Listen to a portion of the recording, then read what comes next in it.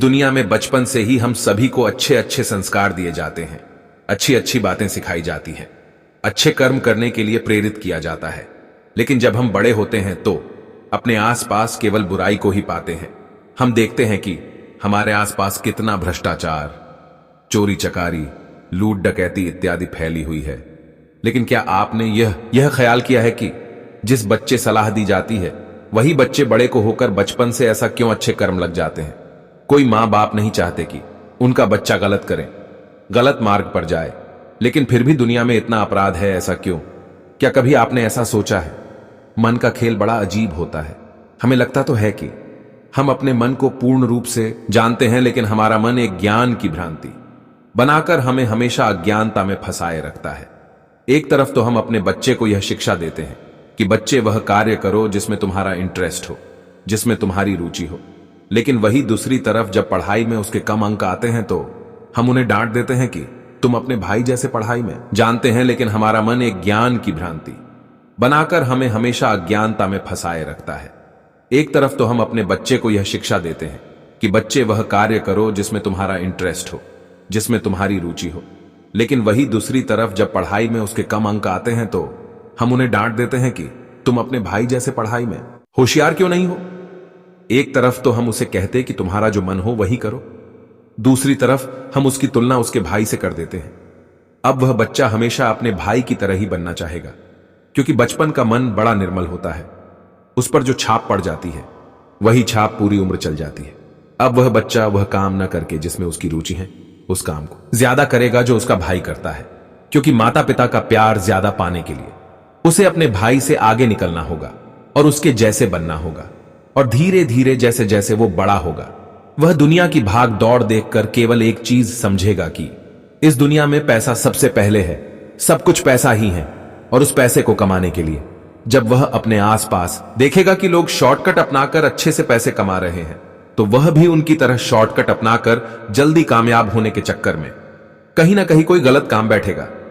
अब हम उस बच्चे के बचपन में फिर से लौटकर वापस जाते हैं।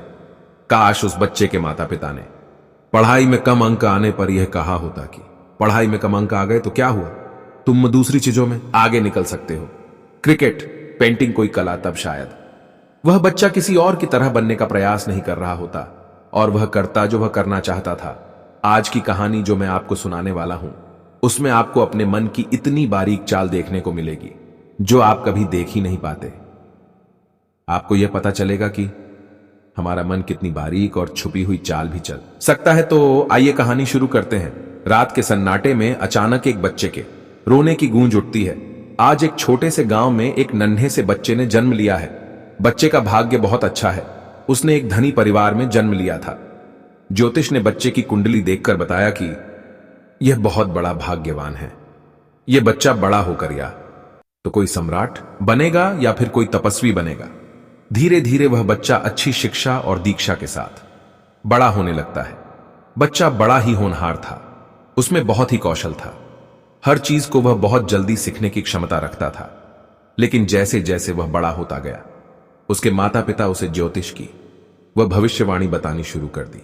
और धीरे धीरे बच्चे के मन में यह बात बैठ गई कि वह तो संत बनने के लिए पैदा हुआ है, क्योंकि उसके परिवार के पास संपूर्ण धन होने के वजह से उसमें राजा बनने की उसमें कोई चेष्टा नहीं थी।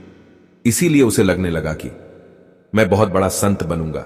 उसके माता पिता को कभी कभी बहुत दुख होता था कि कहीं उनका बेटा किसी दिन सच में कोई संत ना बन जाए। वह उनका इकलौता पुत्र था उनकी, और संतान नहीं थी। धीरे धीरे बच्चा बड़ा होता जा रहा था। उसका मन खेल कूद से ज्यादा ध्यान साधना में लगता जा रहा था। वह घंटों घंटों संतों की बातें सुनता और ध्यान साधना करता।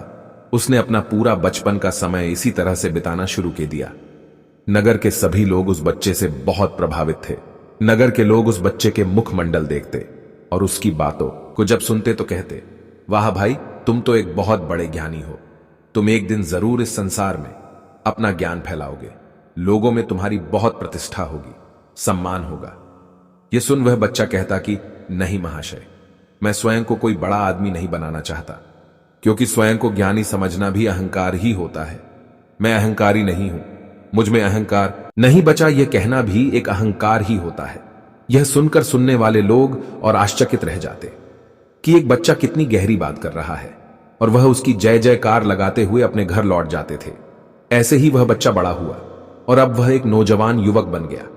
एक दिन उसने अपने पिता से जाकर कहा कि अब मैं संन्यास लेना चाहता हूं, पूर्ण रूप से घर का त्याग करना चाहता हूं। यह सुन पिता अवाक रह गए। उनकी आंखों से आंसू झरझर के गिरने लगे। पीछे उस लड़के की माता भी खड़ी थी। यह सुनकर वह दौड़कर अपने बेटे के पास जाकर उससे लिपट जाती है और जोर से रोने लगती है और कहती है कि बेटा, तुम अपने माता पिता को छोड़ दोगे, उनका त्याग करोगे।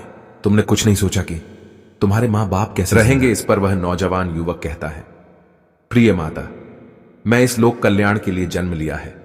मैं सबकी सेवा करना चाहता हूं, सबको ज्ञान का मार्ग दिखाना चाहता हूं। अगर मैं आपके पास रहता हूं तो इस संसार के लोगों से पूर्ण रूप से कभी नहीं मिल पाऊंगा। उसके मां बाप ने अपने कलेजे पर पत्थर रख के अपने बेटे को भिक्षु बनने के लिए दीक्षा दी और वह नौजवान युवक अपना घर परिवार त्याग कर पास के ही एक संघ में रहने लग गया और ध्यान अभ्यास करने लगा। धीरे धीरे लोगों में वह पहले से ही प्रसिद्ध था। अब इस बात को जानकर कि वह बच्चा अब एक भिक्षु बन गया है, लोग उसको और ज्यादा मानने लगे। रोज शाम को लोग उसका उपदेश सुनने के लिए उसके पास पहुंच जाते थे। सब कुछ सही चल रहा था जब तक उपदेशों को सुनते हैं, यह भिक्षु तो हमारे अंदर कुछ बदल नहीं पाया, शायद वही हमारे भीतर कुछ बदल दे।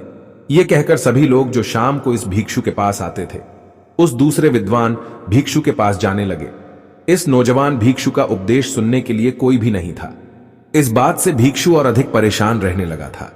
अब उसके पास कोई भी नहीं आता था। वह हमेशा अकेले बैठा रहता और सोचता कि ऐसा उस भिक्षु के पास क्या है जो मेरे पास नहीं है। और ऐसे ही एक दिन वह यह तय करता है कि वह उस भिक्षु का उपदेश जाकर सुनेगा कि वह ऐसा क्या ज्ञान देता है जो लोग उठकर उसके पास चले जाते हैं, मेरे पास नहीं रहते। और यह सोचकर वह एक दिन उसका उपदेश सुनने के लिए पहुंच जाता है। दूसरे विद्वान भिक्षु का उपदेश सुनने के बाद उसे उसमें ज्यादा कुछ प्रभावी नहीं लगा और उसे यह लगने लगा कि यह एक ठग है जो ऐसी वैसी बातें बनाकर लोगों को बहला फुसा रहा है। यह बात उसने नगर के लोगों को बताने का प्रयास किया तो नगर के लोगों ने उसे कहा कि गुरुजी, आपको यह ईर्ष्या शोभा नहीं देती। यदि आपके पास कोई उपदेशों को सुनने नहीं आ रहा है तो इसका मतलब यह नहीं है कि आप दूसरे के बारे में इतनी तुच्छ बात करें। यह आपको बिल्कुल भी शोभा नहीं देता। गुरुजी, छोटा मुंह बड़ी बात। और ऐसी टिप्पणियों से उस नौजवान भिक्षु के तन और मन में आग लग जाती थी। और तब एक दिन उसने निश्चय किया कि मैं इस समस्या के जड़ को ही नष्ट कर दूंगा, मैं उस विद्वान भिक्षु की ही हत्या कर दूंगा। और वह यह सोचकर अपने हाथ में तलवार उठाकर उस विद्वान भिक्षु की हत्या करने के लिए निकल जाता है। लेकिन जैसे ही वह भिक्षु उस विद्वान को मारने के लिए तलवार उठाकर आगे बढ़ता है, उसकी आहट से विद्वान भिक्षु की नींद खुल है और वह जाग जाता है। विद्वान उठकर उस नौजवान भिक्षु की आंखों में देख उससे पूछता है कि तुम कौन हो और मुझे क्यों मारना चाहते हो। देखने से तुम में तलवार उठाकर उस विद्वान भिक्षु की हत्या करने के लिए निकल जाता है। लेकिन जैसे ही वह भिक्षु उस विद्वान को मारने के लिए तलवार उठाकर आगे बढ़ता है, उसकी आहट से विद्वान भिक्षु की नींद खुल जाती है और वह जाग जाता है। विद्वान उठकर उस नौजवान भिक्षु के आंखों में देख उससे पूछता है कि तुम कौन हो और मुझे क्यों मारना चाहते हो। देखने से तुम एक भिक्षु दिखाई पड़ते हो। भिक्षु, तुम ये कौन से रास्ते पर निकल पड़े हो? तुम मेरी हत्या करना चाहते हो तो निश्चित ही मुझे मार डालो, लेकिन एक बार स्वयं से पूछना कि क्या सच में तुम एक हत्यारा ही बनना चाहते थे? विद्वान की यह बात सुन नौजवान भिक्षु के दिल पर यह तीर के समान जोर से चोट कर जाती है। वह उसी क्षण झटके से अपनी तलवार को दूर फेंक देता है, जैसे वह किसी निद्रा से जाग उठा हो, और वह फुट फुट कर रोने लगा। नौजवान भिक्षु के लिए यह आखिरी शब्द बहुत ही अनमोल थे। उसने कहा, हे गुरुवर, मैं बचपन से ही भिक्षु बनना चाहता था, क्योंकि एक ज्योतिष ने भविष्यवाणी की थी और उसकी भविष्यवाणी जब मुझे पता चली, मैंने तब से ही भिक्षु बनने का प्रयास किया। मैंने अपने मन में यह बात पक्की बैठा ली थी कि मेरा जन्म लोक कल्याण के लिए हुआ है और इसीलिए मैंने अपने घर तक का त्याग कर दिया था।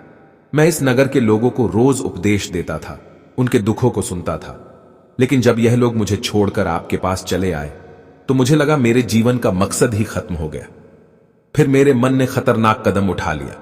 मैं हमेशा सोचता था कि मैंने अपना अहंकार खत्म कर दिया, उसे जड़ से निकाल फेंका है। मेरे भीतर अहंकार नष्ट हो गया है, ऐसा भ्रम मुझे होता था। लेकिन मुझे पता चला कि मेरा अहंकार खत्म हो गया है। यही मेरा सबसे बड़ा अहंकार है। और जब मेरे अहंकार को चोट पड़ी तो मैं भीतर से तिलमिला उठा और मैं आपकी हत्या करने का घोर पाप करने का कदम उठाने तक को मजबूर हो गया। हे गुरुदेव, मुझे माफ के दें। मैं एक गलत रास्ते पर था। मेरा तो पूरा जीवन ही एक झूठ बनकर रह गया। और यह कहते हुए वह नौजवान भिक्षु उस विद्वान भिक्षु के चरणों में गिर गया। तब उस विद्वान ने उस भिक्षु को उठाते हुए कहा कि हमारे मन की चाल बहुत सूक्ष्म होती है। हम करना कुछ चाहते हैं और हो कुछ जाता है। उसी तरह अहंकार भी बहुत सूक्ष्म होता है। मैं दूसरे से अच्छा हूं, यह भी एक बहुत सूक्ष्म अहंकार है। वास्तव में बिना अहंकार वाले आदमी को तो दूसरे से क्या मतलब, कोई अच्छा हो या बुरा हो, लोग आए या जाए, जिसमें मैं ही नहीं बचा, उसमें इन सब बातों से क्या मतलब। इसलिए अपने मन की चाल को बहुत गहरे तल पर जाकर समझो। ऊपर से समझने से कुछ नहीं होगा। ऊपर तो सिर्फ हमारे विचार तैरते रहते हैं, लेकिन हमारे भीतर बहुत सारी क्रियाएं चल रही होती हैं जो ध्यान के द्वारा जान पाना संभव होता है। और यह कहकर उस नौजवान भिक्षु को ज्ञान की दीक्षा दी।